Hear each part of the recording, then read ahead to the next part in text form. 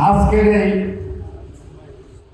মহান সকল সুসংগঠিত করার মহানায়ক জনাব নাসির আহমেদ বাচ্চু ভাই উপস্থিত, আজকের এই আলোচনা সম্পাদক বাংলাদেশ জাতীয়তাবাদী কৃষক দল কেন্দ্রীয় কমিটি মিঠু ভাই, সাবেক জেলা পৌর বিএনপির সাবেক যুগ্ম আহ্বায়ক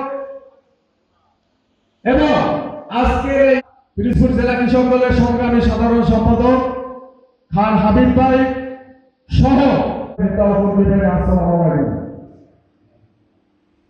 আমি নেসারাবাদ উপজেলা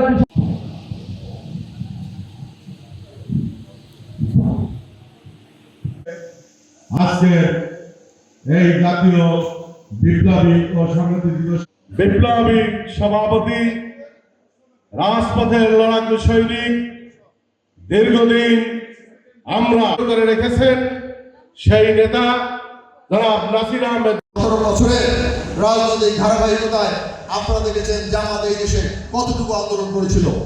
আপনারা যারা সামনে বসে আছেন সকলের নামে কয়টা মামলা মোকদ্দমা, আপনার সহকর্মীর বিরুদ্ধে কয়টা মামলা মোকদ্দমা, একটি মামলা যখন 50 জন 60 জন 100 আসামি হয়েছে, তার মধ্যে কয়জন জামাতের লোক, কয়জন আপনাদের লোক, সব প্রশ্ন কিছু আপনাদের মুখস্থ আছে।